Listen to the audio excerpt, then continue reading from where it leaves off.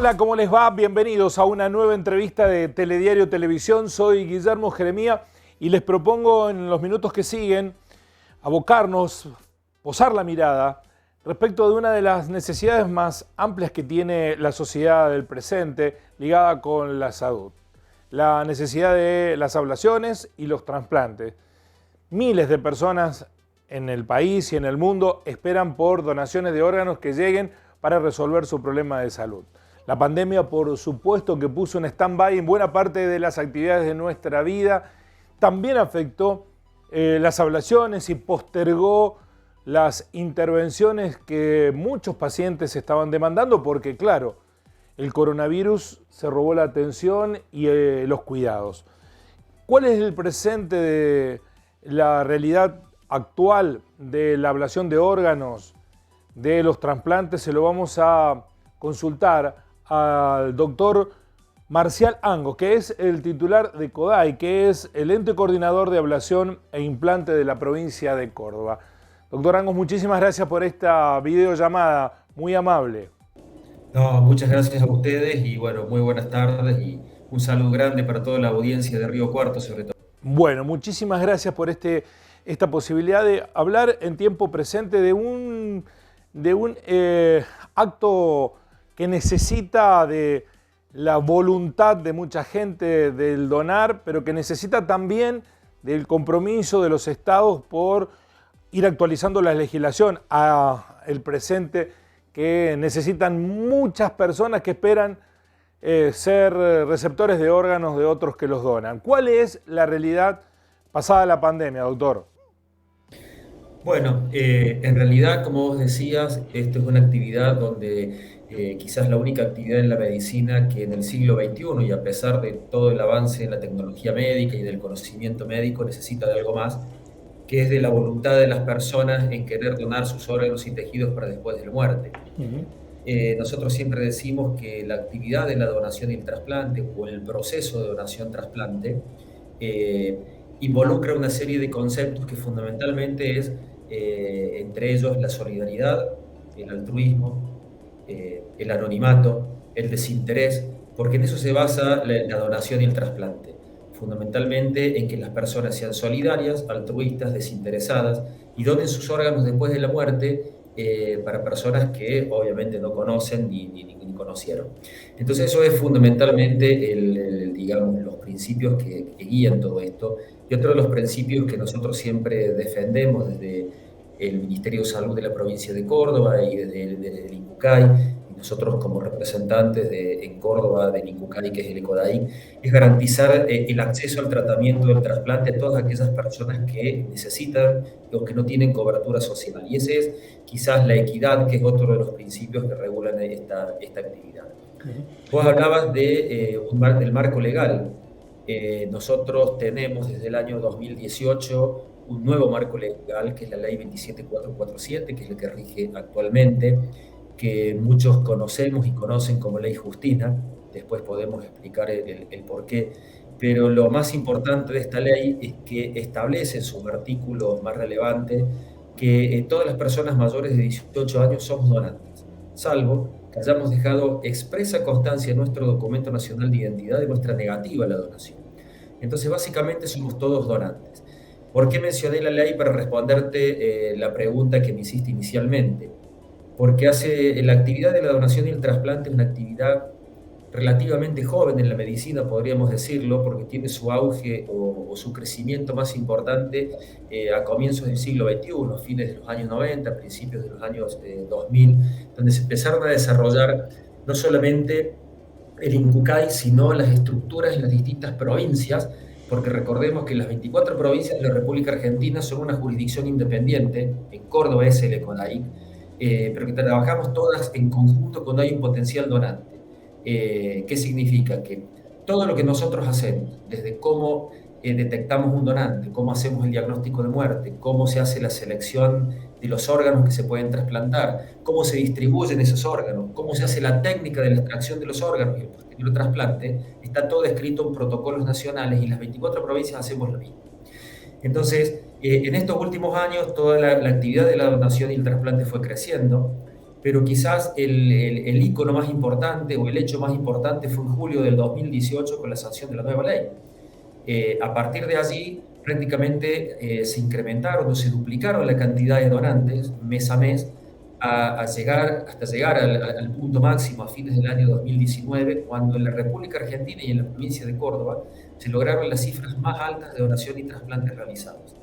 Esto fue, para ponerlos en números, en la República Argentina llegamos casi a 20 donantes por millón de población, que de esa manera se mide esta actividad, y que es un número similar al promedio de la Comunidad Económica Europea.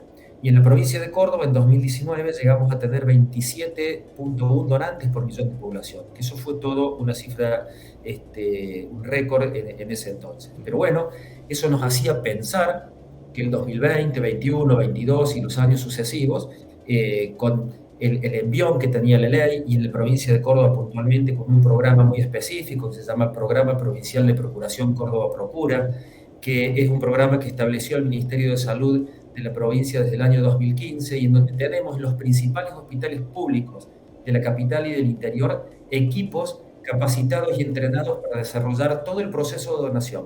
Y el Hospital de Río Cuarto es uno de nuestros lugares más importantes, una de nuestras cabeceras, que tenemos estos equipos.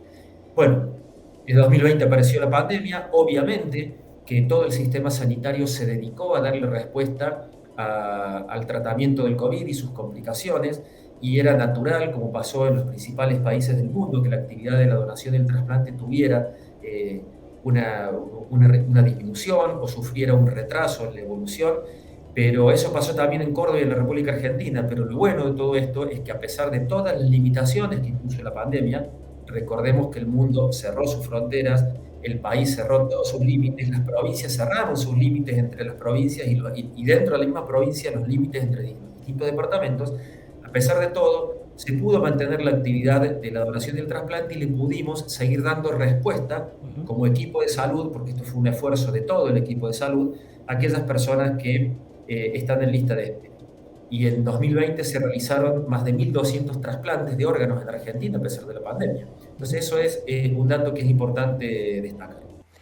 Doctor, la ley Justina, si no hubiera sido interrumpido por esta ventana de tiempo de 2 años que implicó la pandemia, estaba dando sus frutos, estaban mostrando resultados positivos en la cantidad de donantes. ¿Tiene referencia de cuántas objeciones hubo en ese primer año de gente que manifestó su voluntad de no donar, si fue significativo? Mira, antes de responderte eso, te quiero comentar que la Argentina no es que tiene una ley a partir del año 2018. La Argentina tiene más de 30 años con un marco legal muy sólido, que es un ejemplo en todos los países, fundamentalmente en Latinoamérica. ¿Qué pasaba antes del 2018? En los años anteriores, a pesar de que se había modificado la ley y se estableció el concepto del donante presunto, pero hasta el 2018, cada vez que una persona fallecía y el equipo de salud tenía que entablar el proceso de comunicación con la familia de la persona que había fallecido, había que consultarle cuál era la voluntad de esa persona fallecida respecto al destino de sus órganos. Y ahí se armaba una cuestión en donde los familiares por allí no conocían cuál era la voluntad de su ser querido fallecido, y muchas veces se perdían órganos o se perdían donantes porque en muchas ocasiones desde el equipo de salud no respetábamos lo que había dejado expresamente manifestado el ciudadano. Entonces lo que hizo la ley en 2018 fue transformar este concepto del donante presunto como realmente debería ser, y entonces todas las personas que no quieren ser donantes, que no desean ser donantes por cualquier motivo, y es totalmente respetable porque estamos en un país libre y cada uno es dueño de decidir sobre su propio cuerpo, había que dejarlo asentado en el Documento Nacional de Identidad. Y para responderte lo que vos consultabas, el 85% de la población, cuando se encuestó antes de la sanción de la ley, estaba a favor de la donación de órganos. Y después de la sanción de la ley, un número similar, también más del 80%, estuvo a favor de la sanción de la ley. Entonces, en el año 2000, lo que restaba del 2018, el 2019, que uno pensaba que podría haber mucha gente que se iba a manifestar de manera negativa, eso no sucedió. Son muy pocas las manifestaciones negativas que llegaron a los registros civiles o que llegaron al sistema informático del INCUCAI. Doctor, ¿y cómo funciona el sistema hoy? Si una persona tiene un siniestro o un episodio de salud que lo pone en condiciones de ser donante y los familiares se oponen, ¿la ley contempla esta situación por más que él no haya hecho la objeción aclaratoria antes de vivir ese episodio? No, en este punto, a ver, la ley establece que todos los mayores de 18 años somos donantes, salvo que lo hayamos manifestado de manera negativa en el documento nacional de identidad. ¿Cuándo se saca el documento? Cuando se saca el documento, cuando usted hace cualquier tipo de trámite, cambio de domicilio, bueno, lo que fuere, Sí. en los registros civiles. Lo que establece la ley es que la decisión del ciudadano no se puede modificar. Entonces, si una persona se manifestó de manera negativa en su documento, eso se respeta de manera absoluta. Si una persona se manifestó de manera positiva anteriormente a la ley en el documento, se respeta de manera absoluta. Cuando una persona no se manifestó, la ley interpreta que al no manifestarse de manera negativa, ese ciudadano expresamente es un donante. Entonces, Por más que la familia posteriormente se resista a aceptarlo. bueno, yo le voy a contar algunos casos, por suerte fueron muy pocos casos, pero en ese punto, si la familia dice nosotros no queremos y en el documento no hay ninguna negativa escrita, hay que respetar lo que dijo el ciudadano. Nosotros somos médicos e integrantes del equipo de salud, nosotros no somos jueces, entonces nosotros no podemos estar por encima de la ley. En ese caso, en la provincia de Córdoba tenemos todo un grupo judicial que interviene en esa situación y bueno, obviamente las pocas veces que nos ha pasado estas situaciones, nosotros tratamos la base de todo el proceso de donación es la comunicación, o sea, la comunicación con los familiares de la persona fallecida, porque sabemos que es un momento muy complicado, es un momento muy difícil, porque nadie espera que aparezca un integrante del equipo de salud y le comunique la peor de las noticias, que es la pérdida de su ser querido. Entonces se entiende y nos entrenan precisamente para trabajar en ese momento, que es el proceso de comunicación. Entonces uno comunica, trata de explicarle a la familia que hay una ley de por medio. Es más, en algunas oportunidades hay algún familiar que nos ha traído algún asesor letrado, algún abogado que interpretó la ley y bueno, el abogado sabe que nadie está por encima de la ley. Entonces, la única persona que puede dar una opinión para cambiar lo que está escrito en la ley es la justicia.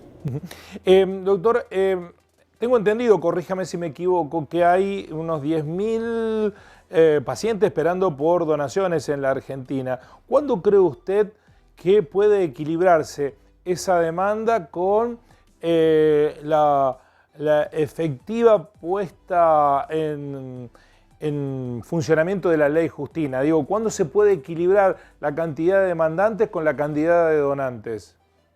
Bueno, para responderte esa pregunta, eso es un problema no solamente de Córdoba y de la Argentina, eso es un problema mundial. Para darte una cifra, en el mundo en el año 2019 se realizaron más de 150.000 trasplantes, pero las listas de espera son más de 1 millón de personas, muchísimo más de 1 millón de personas. Entonces, ¿qué te quiero decir con esto? Que año tras año, por más que incrementemos la cantidad de órganos obtenidos y de trasplantes realizados, solamente respondemos entre el 10 y el 20% de la lista de espera. Hoy en día en la República Argentina hay más de 10.000 personas que están esperando una oportunidad para seguir viviendo, mejorar su calidad de vida a través del trasplante. En la provincia de Córdoba son al día de hoy 943 personas, 943 cordobeses que están en esa situación.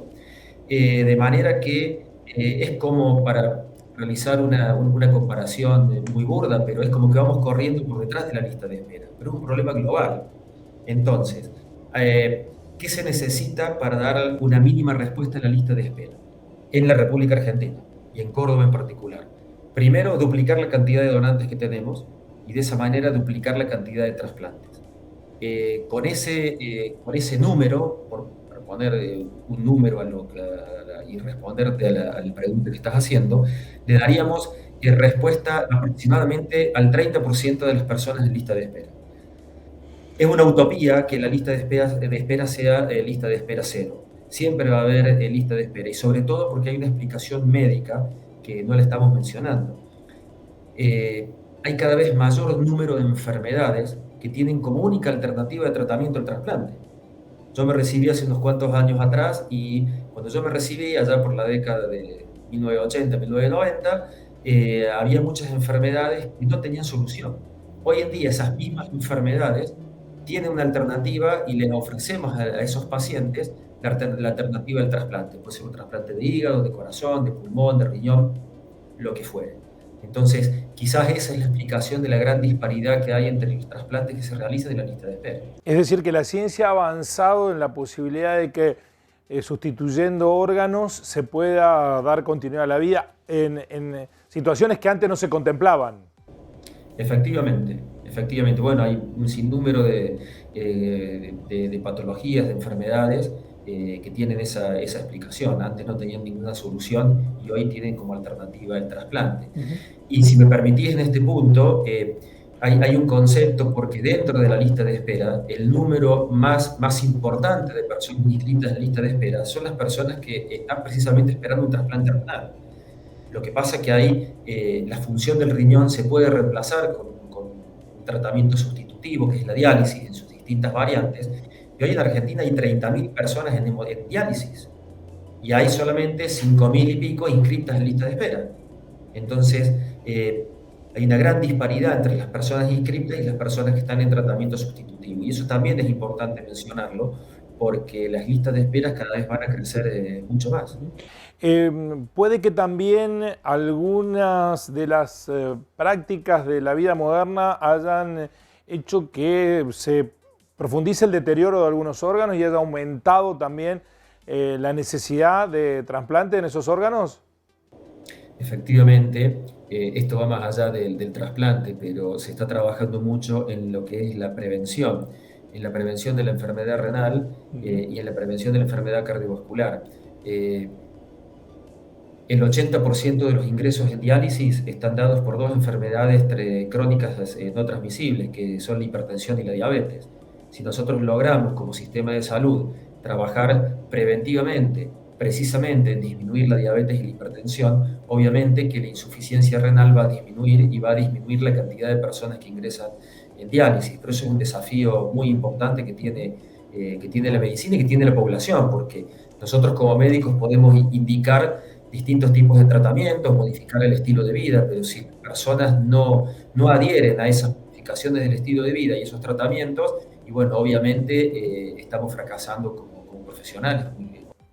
Sobre todo en los trasplantes renales, doctor, porque usted mencionó que más de 10.000 personas esperan por ser trasplantados en la Argentina y mencionó que hay 5.000 de ellos que esperan un riñón, es decir, que es el órgano más demandado. Sí, efectivamente. En realidad, la lista de espera de órganos es de 7.300 personas en Argentina. Los otros 3.000 son personas que están esperando un trasplante de córnea. Que eso es más grave aún, porque están esperando un trasplante de córnea para poder volver a ver y poder volver a recuperar su vida habitual, su vida laboral, su vida académica, su vida familiar. Y usted sabe que no debería haber lista de espera de córneas si todo el equipo de salud tomara conciencia y detectara el número suficiente de personas que fallecen y que pueden ser donantes de tejido corneal. Y en eso estamos trabajando muy fuertemente a nivel nacional y a nivel provincial en un plan que se denomina Córnea Cero. Nosotros tenemos en Córdoba 203 personas inscritas en lista de espera de córneas. Y la idea es que en el próximo año y medio o dos, esa lista disminuya el mayor número posible. Siempre va a haber pacientes en lista de espera, la evolución natural de las enfermedades, pero la idea es que si una persona en Córdoba en el futuro necesitara un trasplante de córnea, debería esperar solamente pocas semanas o pocos meses. Doctor, también la ciencia ha permitido aumentar la cantidad de órganos pasibles de donación. Se lo pregunto porque estos últimos días se hizo noticia mundial un trasplante de extremidades superiores, de brazos. ¿Esto está sucediendo en el mundo? ¿Hay cada vez más órganos que se trasplantan? Mira, hay cada vez mayor cantidad de trasplantes que se van investigando y que se van realizando. Obviamente que hay muchos de ellos que están en lo que denominamos situación experimental. Lo que sí le puedo decir es que hoy, al 2022, a fines de mayo del 2022, en la República Argentina y en Córdoba se realizan todos los trasplantes que se realizan en el mundo. Y es más, si usted me permite, es bueno destacar que hoy en la provincia de Córdoba nosotros tenemos habilitados y operativos todos los equipos de trasplante, tanto en centros privados, pero también en centros públicos. Hoy en día el Hospital Córdoba, que es un hospital público, que es el hospital más importante quizás de la salud pública de la provincia, realiza todos los tipos de trasplantes que se realizan en la República Argentina. O sea que una persona que no tiene cobertura social se puede trasplantar en el sistema público en Córdoba normalmente.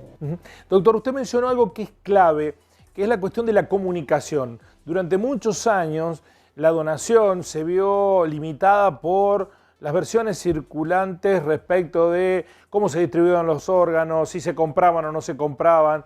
¿En esto cree que hay que todo el tiempo estar informando? Mire, la mejor manera, esto es una opinión muy personal, ¿no? Pero la mejor manera de disminuir los miedos, de disminuir los mitos, es precisamente informándose. Y yo le mencioné algo muy puntual, que en el 2019 tuvimos el récord en Córdoba y en la Argentina en cantidad de donantes, pero en eso también tiene mucho que ver ustedes, los medios de comunicación, porque hace muchísimo tiempo que nos acompañan y nos permiten llegar a la sociedad precisamente aclarando todas estas dudas y disminuyendo todos estos mitos. Pero si me permite un segundito, yo le quiero contar simplemente que en un proceso de donación, en cualquier institución de Córdoba, en Río Cuarto, ya que estamos hablando con un medio de Río Cuarto, en un proceso de donación intervienen más de 150 personas. No somos todos médicos, enfermeras o integrantes del equipo de salud. Y en esto interviene o participa desde la persona que está en la puerta del hospital, el guardia de seguridad de la puerta del hospital, la persona que está en la administración del hospital, y ahí todo el equipo de salud, desde el camillero, los médicos, las enfermeras, los bioquímicos, los que están en diagnóstico por imágenes, hasta el director del hospital, los cirujanos. O sea, son muchas las personas que participan, e incluso los policías, porque en los hospitales públicos siempre hay una guardia policial, participan choferes, pilotos y los propios jueces, porque la mitad de las personas que fallecen y son potenciales donantes lo hacen por causas, digamos, donde tiene intervención judicial, porque hay traumatismo de cráneo de por medio, hay causas de muerte dudosa. Entonces, siempre la justicia está participando en esto.